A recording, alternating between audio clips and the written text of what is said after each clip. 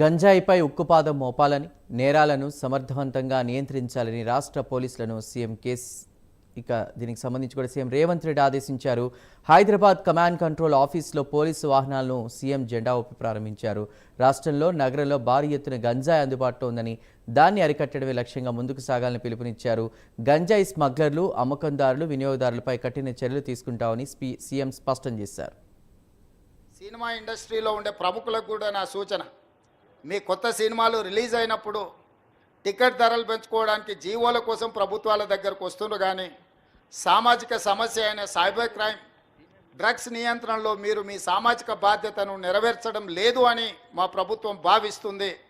నేను మా అధికారులకు సూచన చేస్తున్నా, రేపు ఎవరైనా కొత్త సినిమా రిలీజ్ అవుతుంది, సినిమా ధరలు పెంచాలి అని ప్రభుత్వం దగ్గరికి అప్లికేషన్ వస్తే వాళ్ళు డ్రగ్స్ నియంత్రణ, సైబర్ క్రైమ్ నియంత్రణలో ఒక అద్భుతమైన వీడియో ఫుటేజ్ను ఆ సినిమాలో ఏ స్టార్స్ ఉన్నారో అదే స్టార్స్తో వాళ్ళు ఒక ప్రోగ్రాం మనకు చేసి ఇవ్వాలి.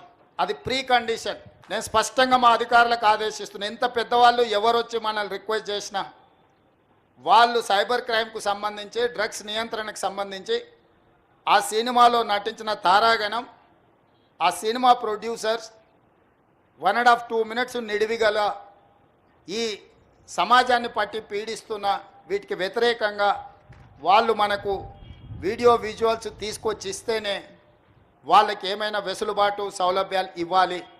ఎందుకంటే సమాజం నుంచి ఎంతో వాళ్ళు తీసుకుంటున్నారు, సమాజానికి వాళ్ళు కొంతైనా ఇవ్వాలి, అది వాళ్ళ బాధ్యత. అట్లా కాకుండా మేము 100 కోట్లు పెట్టుబడి పెట్టిన మా సినిమాకు మేము టికెట్లు పెంచుకొని మేము సంపాదించుకుంటామన్న ఆలోచన ఏదైతుందో మంచిదే, మీ వ్యాపారం మంచిదే. కానీ సామాజిక బాధ్యత, డ్రగ్స్ నియంత్రించకపోతే, ఈ సైబర్ క్రైమ్లను నియంత్రించకపోతే ఈ సమాజమే నిర్వీర్యం అవుతుంది.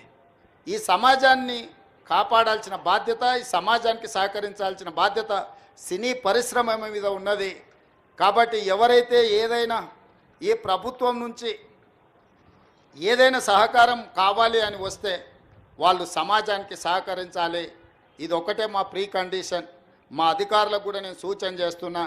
And at the same time మా సైబరాబాద్ కమిషనర్ అవినాష్ మహాంతి గారికి కూడా నా సూచన, ఎందుకంటే మ్యాక్సిమం సినిమా షూటింగ్స్ మీ ప్రాంతంలోనే అవుతాయి లేదా రాచకొండలో అవుతాయి. వాళ్ళు సినిమా షూటింగ్లకు పర్మిషన్కి వచ్చినప్పుడు మీరు రిక్వెస్ట్ను వాళ్ళ ముందు పెట్టండి. వాళ్ళు ఏమన్నా సినిమా తీసుకొని, కానీ ఆ సినిమాలో ఉన్న తారాగణంతో ఈ డ్రగ్స్ నియంత్రణ కోసం, సైబర్ క్రైమ్ నియంత్రణ కోసం 1.5-2 మినిట్స్ నిడివి కలిగిన చిత్రాన్ని మనకు ఒకటి వాళ్ళు తయారు చేసి మనకి ఇవ్వాలి.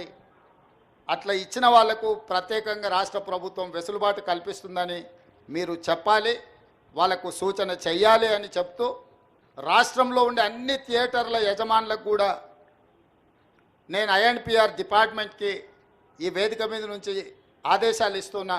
ప్రతి సినిమా థియేటర్లో తప్పకుండా సినిమా ప్రారంభానికంటే ముందు సైబర్ క్రైమ్కు సంబంధించి, డ్రగ్స్ నియంత్రణకు సంబంధించి న్యూస్ రీల్ల రూపంలో ఉచితంగా మీరు ప్రదర్శించాల్సిందే. అట్లా ప్రదర్శించిన థియేటర్లకే భవిష్యత్తులో అనుమతుల విషయంలో కానీ ఇతర విషయంలో కానీ ప్రభుత్వం సహకరిస్తుంది. నేను చిన్నగా ఉన్నప్పుడు ఎప్పుడు సినిమా థియేటర్కి వెళ్ళినా ప్రధానమంత్రులు, ముఖ్యమంత్రుల విదేశీ పర్యటనలు లేకపోతే తీసుకున్న గొప్ప కార్యక్రమాలకు సంబంధించిన వాటిని చూపించేది. ఇప్పుడు ఆ సామాజిక బాధ్యత నుంచి సినిమా పరిశ్రమ, సినిమా థియేటర్ల యజమానులు ముందుకు రావడం లేదు. వాళ్ళందరితో కూడా మీరు ఒక సమావేశాన్ని ఏర్పాటు చేసి INPR department, police department, fire safety department మీరు అందరు కలిసి థియేటర్ల యజమానులను, సినీ పరిశ్రమకు సంబంధించిన ప్రముఖులను పిలిపించి ఒక ప్రోగ్రాం ఏర్పాటు చేసి వాళ్ళతో చర్చించి మన ప్రభుత్వం యొక్క ప్రతిపాదనను వాళ్ళకి వివరించి తర్వాత వాళ్ళతో నాకు ఒక సమావేశాన్ని ఏర్పాటు చేయండి. మన ప్రభుత్వం యొక్క ఆలోచనను, విధానాన్ని వాళ్ళకి చెబుదాం, వాళ్ళ సహకారం తీసుకుందాం. మొన్న మెగాస్టార్ చిరంజీవి గారు డ్రగ్స్ నియంత్రణలో తన వంతుగా ముందుకొచ్చి వారొక వీడియోని అద్భుతంగా తయారు చేసి మా డిపార్ట్మెంట్కి ఇచ్చిండ్రు. చిరంజీవి గారు లాంటి వాళ్ళు ముందుకొచ్చి తెలంగాణ, ఈ దేశంలో ఉన్న యువత డ్రగ్స్ మహమ్మారిన పడితే జరగబోయే నష్టాన్ని వారే ముందుకొచ్చి ఒక అవేర్నెస్ ప్రోగ్రాంలో వారు భాగస్వాములు అయినందుకు, ఆ విజువల్స్ మా కోసం ఇచ్చినందుకు చిరంజీవి గారిని మనస్ఫూర్తిగా నేను అభినందిస్తున్నా.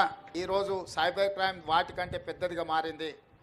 డ్రగ్స్ మహమ్మారి, హత్య జరిగితే ఒకే వ్యక్తి చచ్చిపోవచ్చు, కానీ డ్రగ్స్ బానిసలైతే కుటుంబాలు, వ్యవస్థనే బలహీనతమైపోయి, తెలంగాణ అంటే ఉద్యమాలకు వేదిక, పోరాటాలకు స్ఫూర్తి, పౌరుషానికి మారుపేరు. ఈ ప్రాంతంలో ప్రజా సమస్యల మీద, సామాజిక అసమానతల మీద పోరాటాలు చేసిన ప్రాంతం ఇది. దురదృష్టవశాత్తు గత 10 సంవత్సరాల నిర్లక్ష్యం వల్ల ఈరోజు గల్లీ గల్లీలో గంజాయి దొరికే పరిస్థితి వచ్చింది. ఇవాళ ఎక్కడ చూసినా కాలేజీలలో లేదా ఇతర ప్రాంతాలలో డ్రగ్స్ అనేది విచ్చలవిడిగా ఈరోజు అమ్మే పరిస్థితి వచ్చింది. వీటిని నియంత్రించడానికి సంపూర్ణంగా మా అధికారులకు అధికారం ఇచ్చినాం, అదేవిధంగా సిబ్బందిని కేటాయించినాం. వాళ్ళకు స్ఫూర్తి కలిగే విధంగా మా ప్రభుత్వం వాళ్ళకు అండగా నిలబడుతుంది.